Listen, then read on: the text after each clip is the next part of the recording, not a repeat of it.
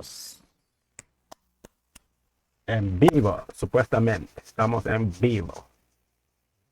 Estamos en vivo. Señoras y señores, después de mucho tiempo. Hace 2 días. El misterioso caso del gurú del metabolismo, Frank Suárez. Vamos a ver el video de Criminalista Nocturno. Vamos a darle el respectivo, antes de darle play, vamos a darle el respectivo me gusta. Es un video de criminalistas nocturnos. Entonces vamos a empezar. Vamos a pasar al otro escenario. En 3, 2, 1. Ok, entonces, play DJ. Ah, por cierto, nos estamos haciendo unas tostadas, pan con mermelada. Le ponemos un poquito de coco rallado. Entonces, ite. Ok, entonces, ahorita vamos a desayunar porque aquí son ya las 6 de la mañana con 41 minutos. Vamos a ver la historia de Frank Suárez. Play. El 25 de febrero de 2021, la vida de Frank Suárez terminó abruptamente. Era el popular divulgador y creador del imperio de medicina natural para adelgazar, Natural Slim, y su deceso causó inmediata conmoción. Las cámaras de seguridad en San Juan, Puerto Rico, lo captaron ingresando a su edificio a las 7:50 de la mañana, y minutos después ocurrió la tragedia. La policía cerró el caso en menos de 24 horas, atribuyéndolo a un cuadro depresivo que el empresario atravesaba, pero la velocidad del veredicto rápidamente despertó inquietudes en sus seguidores. La precipitación desde el 9º piso, cuando él vivía en el 6º, la cremación inmediata, el silencio sobre el contenido de su teléfono celular, y el presunto testimonio de una vecina sobre un hombre que había forzado su cerradura, generaron más preguntas que respuestas. Para entender el misterio que envolvió su caso, primero hay que comprender a la figura que desafió a las grandes industrias, con un mensaje sobre la salud y el metabolismo. ¿Quién era? Buenas noches, bienvenidos al Criminalista Nocturno.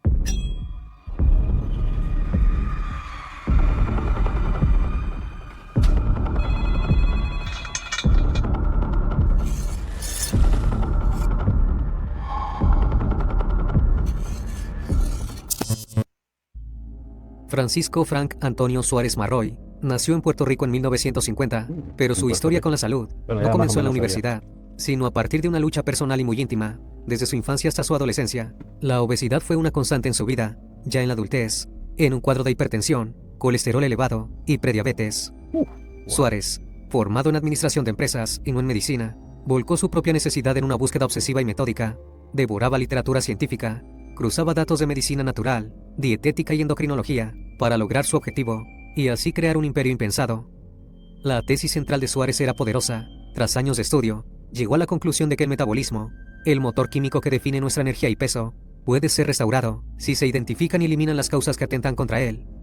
De esta manera, había identificado 6 factores claves que para él eran los responsables de la ralentización metabólica y el fracaso de las dietas: la adicción al azúcar, la deshidratación crónica, las infecciones silenciosas por hongo como la Candida albicans, los problemas digestivos, las disfunciones tiroideas y el consumo de alimentos que alteraban el sistema nervioso y hormonal. De esta forma, en 1998, fundó la empresa Natural Slim, desde donde promovía consejos para un estilo de vida saludable. Posteriormente, en 2006, publicó su libro más conocido, El poder del metabolismo, un éxito editorial que terminó de consolidar su imagen. Sin embargo, el verdadero salto lo dio con YouTube, a través del canal Metabolismo TV, que se convirtió en una universidad popular de la salud, alcanzando más de 4 millones de suscriptores, a quienes aconsejaba cómo cuidar el cuerpo y adelgazar sin la necesidad de fármacos ni dietas imposibles. Pero ese éxito lo puso frente a un enfrentamiento silencioso con los pilares de la medicina farmacéutica y la dietética tradicional. En numerosos videos Suárez escaló el tono de sus críticas. No solo daba consejos, sino que además arremetía directamente contra lo que él llamaba el imperio farmacéutico. Su mensaje era tajante. Muchos de los medicamentos más recetados para la presión, el colesterol o la diabetes no resolvían la raíz del problema, sino que trataban el síntoma, manteniendo al paciente dependiente de la pastilla de por vida. Para Suárez, el negocio de la enfermedad era más lucrativo que el negocio de la cura.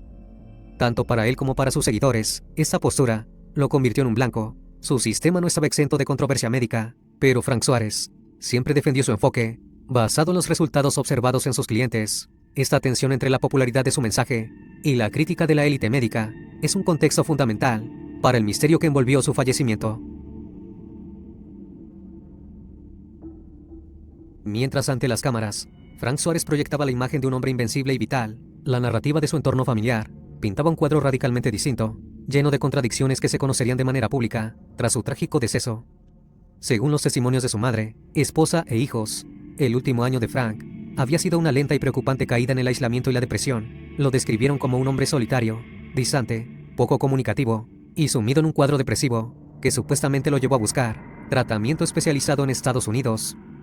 Este testimonio había despertado uno de los principales interrogantes del caso, el divulgador que dedicó videos a explicar las curas naturales para la depresión, apuntando al magnesio, potasio y a la dieta. Supuestamente se negaba a aplicar su propio método y buscaba ayuda tradicional con antidepresivos, algo que él mismo criticaba ferozmente. El líder que defendía la vitalidad a toda costa estaba, según sus allegados, emocionalmente quebrado y sin deseos de vivir. Además, los detalles cotidianos del día de su deceso generaron más desconcierto entre su comunidad de seguidores. Su esposa comentó que la misma mañana del suceso, Frank había tomado café.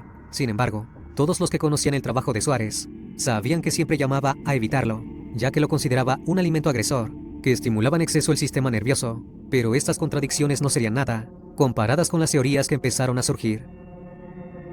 La cronología del 25 de febrero resultaba tan breve como inquietante.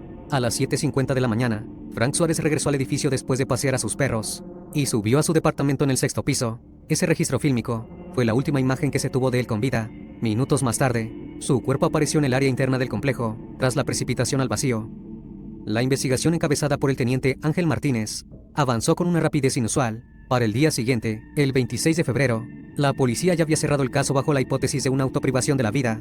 En apenas 24 horas, la versión oficial estaba escrita. Sin embargo, esa velocidad se convirtió en el primer foco de sospecha. El punto más llamativo surgió al analizar el origen de la caída. Suárez residía en el 6º piso, pero las pericias indicaban que se había arrojado desde el corredor interno del 9º. Ese detalle abrió un interrogante inmediato. Si el gurú había decidido quitarse la vida, ¿por qué no lo hizo desde su propio departamento? Para encajar en la narrativa de la autoprivación de la vida, Suárez habría tenido que subir 3 pisos, desplazarse por un corredor ajeno y desde allí tomar la decisión final.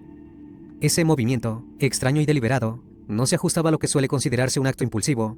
La explicación alternativa, una visita a su madre, quedó desestimada rápidamente, ya que ella vivía en el piso 12 del complejo, no en el 9º.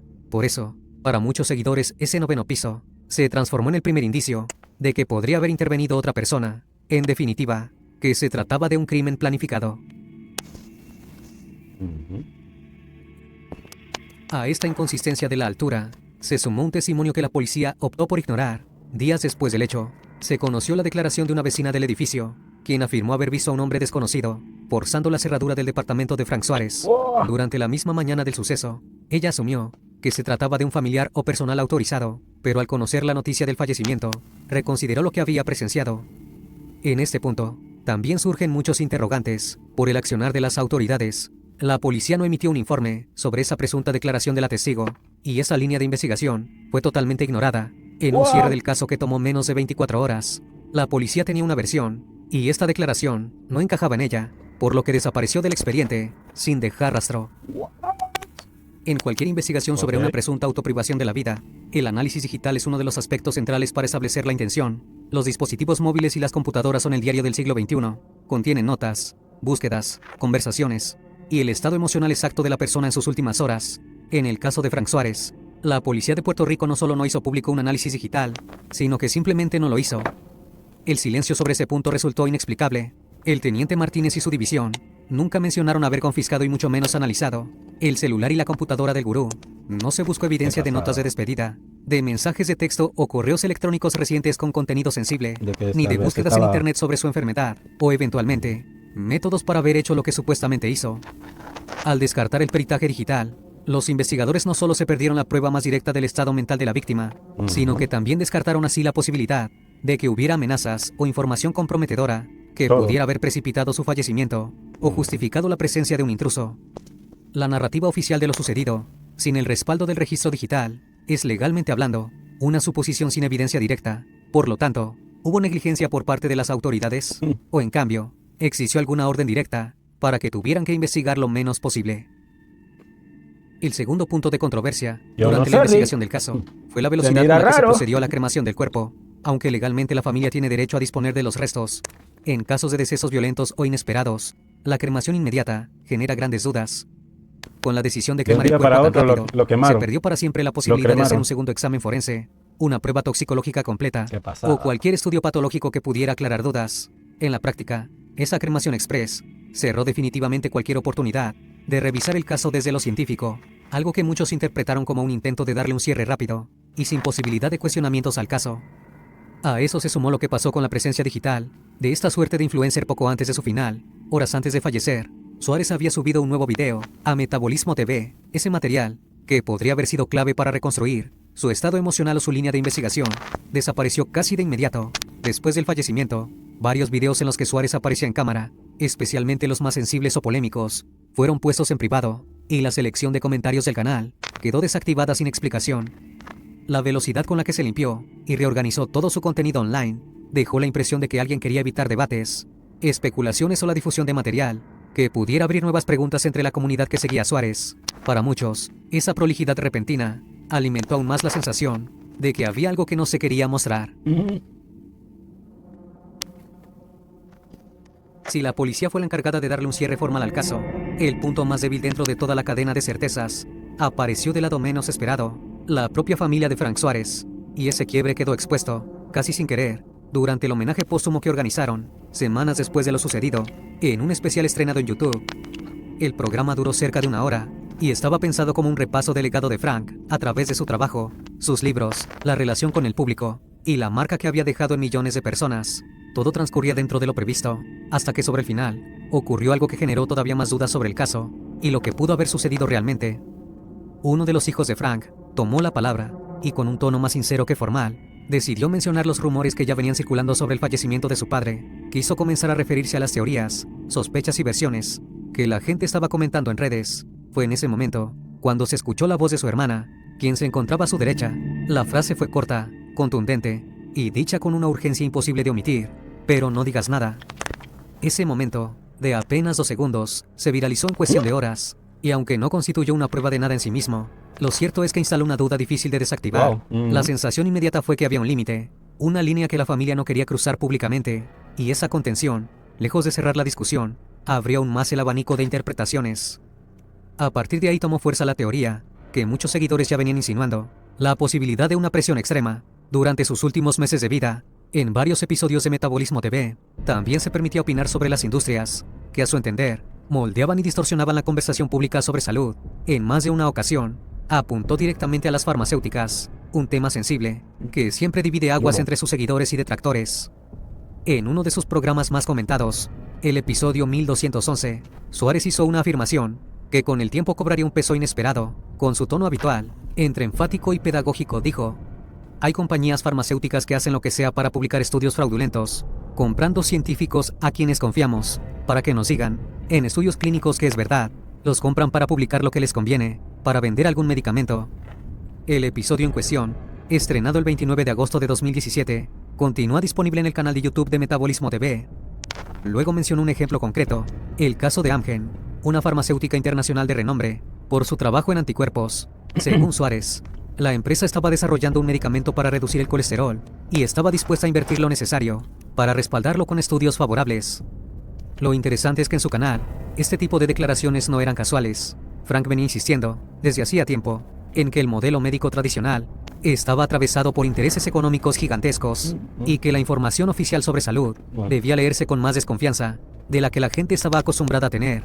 Para sus seguidores, estas críticas lo colocaban como una especie de voz disonante frente a corporaciones cuyo poder, decían, resultaba casi imposible de dimensionar. Con el correr del tiempo, algunos de sus comentarios se transformaron en una suerte de advertencia. Cada vez que el caso se reactivaba en redes sociales o foros dedicados al misterio, ese fragmento del episodio 1211 reaparecía como una pieza más dentro de un rompecabezas que nunca terminó de armarse. El caso Frank Suárez no solo se mantuvo en la conversación pública, con el tiempo, también mutó. Si en 2021 el debate giraba en torno a la versión oficial, las inconsistencias de la investigación y las posibles presiones externas, a partir de 2024, surgió un fenómeno inesperado que reabrió las sospechas y multiplicó la confusión: la utilización de inteligencia artificial para fabricar contenido falso que involucraba directamente su imagen, su voz y hasta su familia. En marzo de 2024, comenzó a circular masivamente en Facebook un video en el que se veía y se escuchaba a Frank Suárez explicando un supuesto remedio natural para eliminar por completo el dolor de rodillas y huesos. En la grabación, Frank detallaba cómo preparar un batido de zanahoria, banana, cebolla morada y cúrcuma, asegurando que el dolor desaparecería antes del primer mes. El problema era evidente. Ese video nunca existió en Metabolismo TV, no había registro, no aparecía en búsquedas internas, y no coincidía con ningún contenido real de Suárez. Su rostro y su voz habían sido reconstruidos con IA para otorgarle credibilidad a una receta completamente falsa y sin sustento científico. Médicos especialistas de distintos países salieron a desmentir la supuesta cura, recordando que no existía ningún tipo de evidencia de que ese batido sirviera para tratar afecciones reumáticas o problemas articulares. Era un contenido fabricado y engañoso, sostenido únicamente por el uso de la imagen digital de Frank. Pero el punto más crítico llegó meses después, en octubre de 2024, cuando el blanco de la manipulación dejó de ser el propio Frank y pasó a ser su hijo Manuel Suárez. En TikTok, comenzó a viralizarse videos que mostraban a Manuel, con un traje naranja, sentado en un tribunal estadounidense, acompañado por la frase, lo condenaron a cadena perpetua, por revelar la cura del cáncer, que descubrió su padre. El material acumuló millones de reproducciones y dio pie a una versión extrema, que Frank Suárez había sido asesinado por farmacéuticas, y que su hijo había intentado continuar su trabajo, pero ambos terminaron siendo silenciados de distintas formas. La situación escaló tanto, que Manuel tuvo que salir públicamente a desmentirlo. Explicó que las imágenes habían sido generadas con inteligencia artificial, y que no estaba detenido ni procesado. Además, pidió a sus seguidores frenar la cadena de desinformación. También reconoció que, como en cualquier familia, había aspectos privados sobre el deceso de su padre, que no iban a ventilar, pero que nada de eso tenía relación con cárceles, persecuciones corporativas o supuestas curas milagrosas. Este último capítulo del caso no aporta pruebas nuevas sobre qué ocurrió aquel 25 de febrero, pero sí revela algo igual de importante. El fallecimiento de Frank Suárez se convirtió en un terreno fértil para teorías y manipulaciones que mezclan verdad, sospecha y ficción tecnológica. Por otro lado, el hijo mayor de Frank Suárez, Francisco Suárez, decidió abrir una nueva ventana a su propia historia y a la de su padre, a través de un libro que viene generando más ruido del que él mismo esperaba en un comienzo. Lejos de alimentar teorías conspirativas, su intención, según explicó en distintas entrevistas y apariciones televisivas, no es manchar la memoria de Frank, sino humanizarlo, mostrarlo como alguien real, con virtudes, contradicciones y sombras, muy distinto al personaje casi perfecto que muchos seguidores imaginaban. En su libro, El Medio Puente, Francisco detalló la relación compleja que mantuvieron toda la vida, marcada en gran parte por las creencias de su padre, dentro de la cienciología, un sistema creado por L. Ronald Hubbard, que se presenta como religión aplicada y que concibe al ser humano como un ser espiritual eterno. Se trata de un movimiento del que incluso formaron parte celebridades como Tom Cruise y John Travolta. Esta faceta de la vida de Frank, según Francisco, tuvo un peso decisivo en su manera de ver el mundo y de relacionarse con su familia. El libro también se mete en el terreno más delicado, el fallecimiento del gurú. Frente a la pregunta directa que tantos seguidores se repiten desde 2021, Francisco fue categórico. No, ni lo empujaron, ni lo asesinaron, dijo sin dudar. El hijo mayor de Suárez explicó que las teorías que circularon fueron adoptadas por quienes necesitaban una explicación para algo, que por doloroso que resultara, había sido una decisión personal. También confirmó que su padre atravesó una depresión profunda, que lo alejó incluso de la propia cienciología. Según Francisco, Frank llegó al nivel más alto dentro de la organización, y al encontrarse con ciertas revelaciones, como la doctrina extraterrestre, y los costos para acceder a esos materiales, terminó desencantado.